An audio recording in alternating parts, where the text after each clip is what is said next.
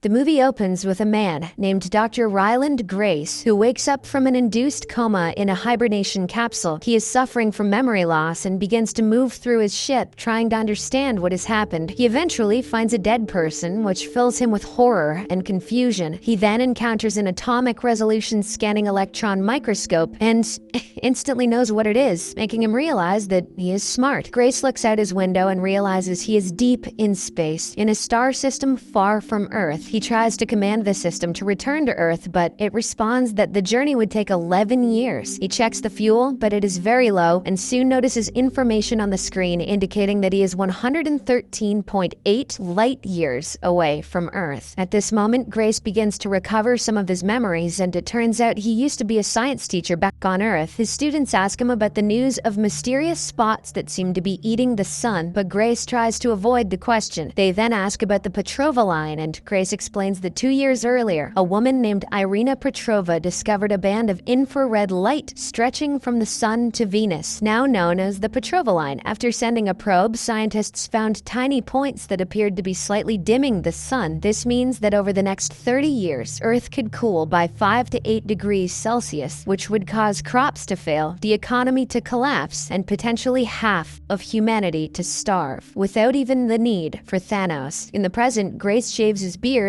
after which he eats some snacks and even drinks vodka. He has found 2 dead bodies in the spacecraft along with their photo albums, which makes him slowly begin to recall his past. In a flashback, we see Grace being visited by a woman named Eva Stratt, who turns out to be a member of the Petrova task force. It turns out that years ago, Grace had written that water was not essential for life, but because of this unpopular opinion, he was fired from his academic position. Eva seeks his help in their current mission, saying that the samples the probe took from the Petrova line survived on the sun's surface, so his water theory could be right. Grace initially refuses to help, but he eventually agrees to analyze the samples as he holds a doctorate in molecular biology. Later, Grace is taken to a lab where he begins working with Eva, and several world leaders watch him through glass. Grace analyzes the samples, and after pricking one with a syringe, he manages to make it change color, realizing that it is a small alien cell made of carbon, hydrogen, and oxygen, which is essentially water. Furthermore, the cells emit large amounts of infrared light when they move, and their radiation matches the exact frequency of the Petrova line. They absorb energy from the sun and then release it to generate propulsion. Following this, Eva thanks the doctor for his work, saying that after this, other leading scientists will continue the research. However, when Grace pleads to stay involved, Eva allows him to study 3 cells. Grace then works in the presence of a security guy named Carl, and from that day onward, they name the cells astrophages, meaning star eaters. The next question is why the astrophage chose Venus to form the Petrova line as a kind of bridge instead of Mercury, which is much closer. Grace and Carl then build a simple Venus simulator, a wooden box that emits infrared light at carbon dioxide wavelengths to test whether astrophage is attracted to CO2. The experiment quickly goes wrong as the astrophage escapes from the slide and spreads inside the box. Grace and Carl place one box inside another to stop them from getting out. Grace then climbs inside the dark box and manually catches the samples. He collects 3, but then notices a 4th, which means the astrophage has reproduced. This reveals that the astrophage uses carbon dioxide for its reproduction process. Next, Grace shares the information with Eva, and soon he is taken by a military jet to a facility in the middle of the ocean. There, Eva presents him to many well-known scientists, and Grace explains that astrophages go to Venus to reproduce because it has the right carbon dioxide conditions. Eva then shockingly reveals how the sun is not the only dying star. Many other stars are also being infected, except for one called Tau Ceti, which is 12 light years away. They need to find out why it has not been affected, so they are building a spaceship called Project Hail Mary to travel there and investigate. The biggest problem is fuel, so they plan to manufacture 2 million kilos of astrophage as fuel because they produce a lot of energy. But there is a serious problem, as the ship will not have enough fuel to return to Earth. The astronauts will send their data back using probes, but they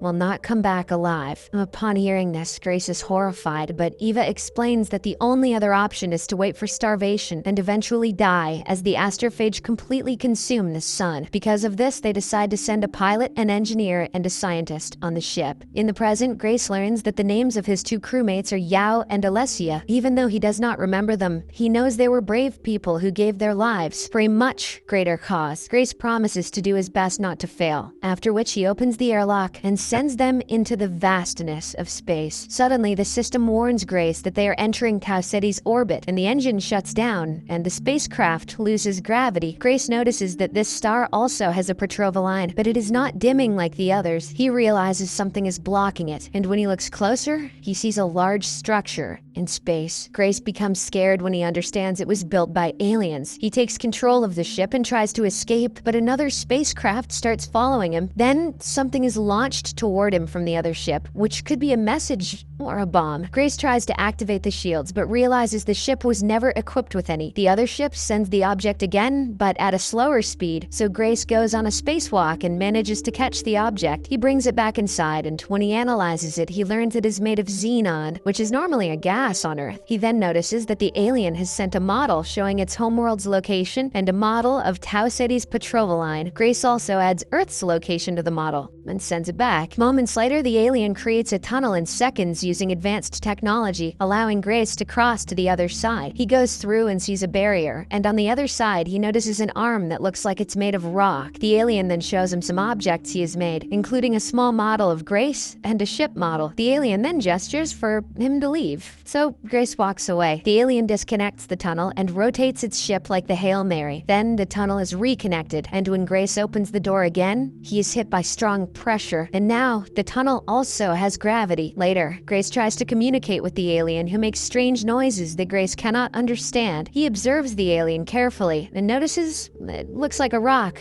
so he decides to call it Rocky. The two exchange silly gestures, after which Rocky points behind Grace, where there's an object as a gift. Rocky gestures for Grace to remove his helmet, but Grace hesitates because he thinks he'll die instantly. Soon he realizes the object Rocky gave him might be oxygen in molecular form, so he removes his helmet and is shocked to find he can breathe perfectly. Following this, Grace spends a lot of time with Rocky and learns that his planet is also having problems with the petrovaline, which is why he came on this special mission. However, they still cannot communicate properly, so Grace decides to use echolocation and begins recording his voice on the laptop while also showing Rocky numbers, his name, and other basic words. After some time, he begins to understand that Rocky is a mechanical engineer who uses a metallic form of xenon that Grace dubs xenonite to build his structures and models. Grace continues to record his findings in a video diary to send back to Earth. As they learn to communicate better, they wonder why Tau Ceti has not been affected like other stars and decide to work together on this mission. But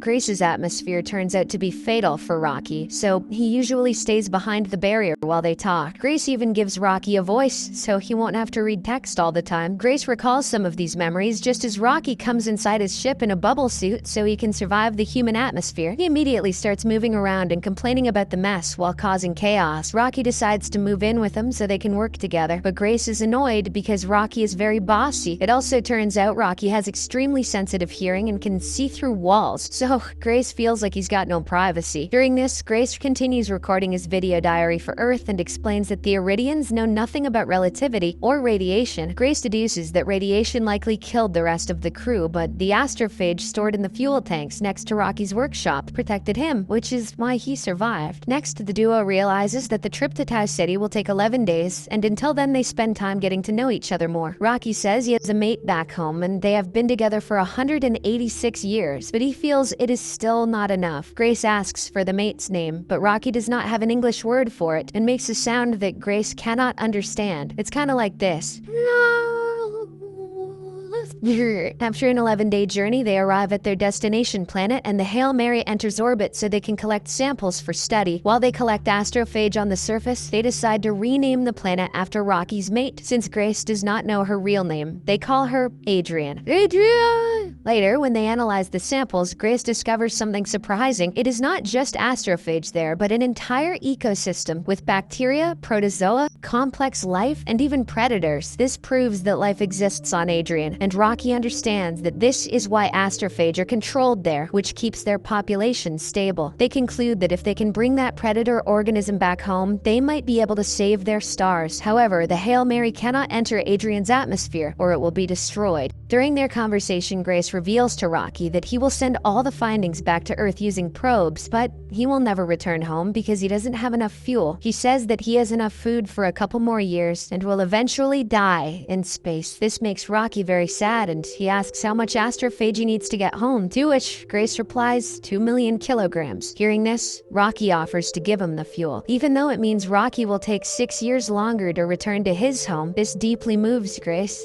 and he tearfully accepts his help. The scene then cuts to another flashback where Eva is chatting with Grace, and it turns out it is just 3 days before the launch, so they are both very excited. However, they suddenly hear a loud explosion at the facility and rush to investigate. Back in the present, the duo begin their mission and lower a chain with the Predator Collector into Adrian's atmosphere to collect the samples. The orbit is intense, with green light filling the sky, but Rocky manages to steady the ship. When the Predator Collector returns, it suddenly drops out of control, so Grace rushes to grab it while risking extreme heat. He decides to cut it with a knife and holds onto the ship with his hand before quickly getting back inside. Soon they realize Adrian's gravity is damaging the ship, so they must escape immediately. During the escape, a rupture opens in the fuel tanks, and they start being pulled off course. They detach 2 tanks to regain control, but the force becomes too strong, and both start to feel dizzy, but they manage to escape the planet. In the end, Grace reaches out one last time to steady the ship before passing out. Upon seeing this, Rocky leaves his box to finish pulling the lever down, risking his life in the process. Then, he carries his friend to the medical area so the robotic arm can give him oxygen. In another flashback, we learn that a miscalculation of 1 gram of astrophage caused a fire and led to the death of the lead scientist, Dubois. This leaves the team in a critical situation as they're running out of time. Eva then asks Grace to take the scientist's place, since he is the most knowledgeable person among them. Grace refuses to give up his life for the mission, but Eva reminds him that he has no close friends or family, not even a dog here who would miss him, and I took that personally. He asks if he can think about it, so Eva gives him 3 hours to make a decision. Back in the present, Grace wakes up and follows the trail of disintegration left behind by Rocky, who came out of his bubble suit to save him. Grace finds his friend unconscious and injured, which leaves him heartbroken, so he takes care of him. He also reads Rocky's last message, which says, "Save Earth, save Arid." Next, Grace studies the astrophage predator and names it Taumiba. He even finds a way to breed it and prepares to send it back to Earth with instructions. It turns out Taumiba die when they are exposed to nitrogen, so to fix this, Grace creates a new version that can survive nitrogen by using Rocky's xenon-filled tanks. Days later, Rocky finally regains consciousness, which makes Grace very happy, and he excitedly shows his friend everything he has discovered. They now prepare to go home, but before that, they celebrate with a big party, where Rocky even wears a party outfit. Grace then gives him a laptop with all human knowledge and a plush model of Earth, so Rocky will never forget his human friend. Grace finally remembers all of these events and becomes emotional. He thanks Rocky for being such a great friend and for everything that they have been through together. The two friends say a tearful goodbye, knowing it is the last time they will see one another. Following this, their ships separate to go their own ways, and Grace learns that the journey to Earth will take 4 years, but not long after, he shockingly encounters contamination, so he checks the sample and realizes that there is a leak as the Taumiba in xenonite tanks has evolved to penetrate xenonite itself. Luckily, Grace is able to stop it before it devours the ship's astrophage, but the most concerning part is that Rocky's ship is made entirely of xenonite. This means he will soon run out of fuel and die a slow and painful death because of the radiation. Now Grace is in a dilemma, as he can either head to Earth straight or return to help Rocky, but he cannot do both. In the end, he eventually decides to help his friend, so he proceeds to send detailed logs of his findings back to Earth, along with more than enough Taumiba to make their own farm. After sending out probes to Earth, Grace returns to save his friend and eventually finds Rocky's ship drifting in space, but as he tries to enter, he finds a barrier there, and Rocky is nowhere to be seen, causing him to assume the worst. But just when all hope seems to be lost, Rocky finally appears and is ecstatic to see Grace, prompting them to hug. Many years in the future, we see the probe has arrived on Earth, and Eva watches the video recordings and a gift sent by Grace. We also notice that the planet has already started to freeze, which means Eva was right, but now there is hope for the future. Elsewhere, we see Grace on the planet Arid, where the Iridians have built a biodome for him, which simulates Earth's environment. He then walks on a beach beach with Rocky, and it turns out that now Grace doesn't even need the translator to understand the Iridian language. Rocky then reveals that Iridian scientists have managed to fix the Hail Mary, which is now ready to leave for Earth. Grace asks if he can think about it, to which Rocky tells him to think for a long time. In the final scene, Grace makes the short journey to a makeshift classroom on the beach. He then teaches relativity to his students. With this, the story comes to an end. If you enjoyed this movie explanation, make sure to subscribe to the channel and like this video.